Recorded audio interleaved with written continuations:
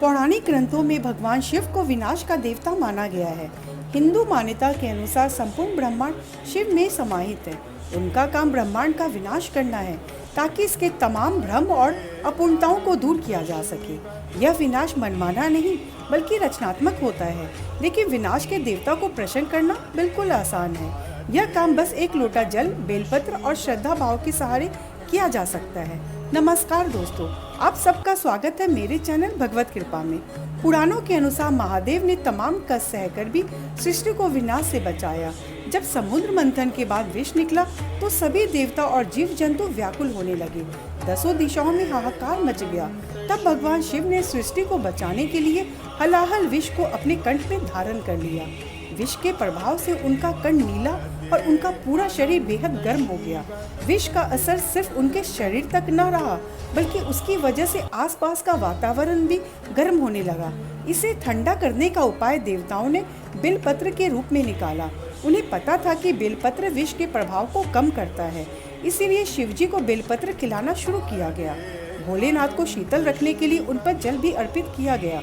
बेलपत्र और जल के प्रभाव से भोलेनाथ के शरीर की गर्मी धीरे धीरे शांत होने लगी। कहा जाता है कि तभी से शिवजी पर बेलपत्र और जल चढ़ाने की प्रथा शुरू हो गई।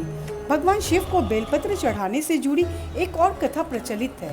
माता पार्वती भगवान शिव को पाने के लिए कठोर व्रत करती थी। एक बार भोले बाबा जंगल में बेल के पेड़ के नीचे बैठकर तपस्या कर रहे थे। माता पार्वती वहां उनकी पूजा करने पहुंच गई, लेकिन पूजन सामग्री लाना भूल गई। उन्होंने पेड़ से नीचे गिरे बेलपत्रों से ही शिवजी की पूजा की और उन्हें बेलपत्रों से पूरा ढक दिया। इससे शिवजी बहुत प्रसन्न हुए और तब से उन्हें बेलपत्र चढ़ाया जाने लगा। बेलपत्र के वृक्ष की उत्पत्ति को लेकर भी कई तरह की कथाएं और मान्यताएं हैं। स्कंद पुराण के अनुसार एक बार माँ पार्वती ने अपनी उंगलियों से ललाट पर आया पसीना पोंछकर फेंक दिया था। माँ के पसीने की कुछ बूंदें मंदार पर्वत पर गिरी। कहते हैं कि उसी से बेल वृक्ष उत्पन्न हुआ। शास्त्रों के अनुसार इस वृक्ष की जड़ों में माँ गिरिजा, तने में माँ महेश्वरी, शाखाओं में माँ दक्षायनी, बेलपत्र की पत्तियों में माँ पार्वती और फूलों में माँ गौरी का वास है।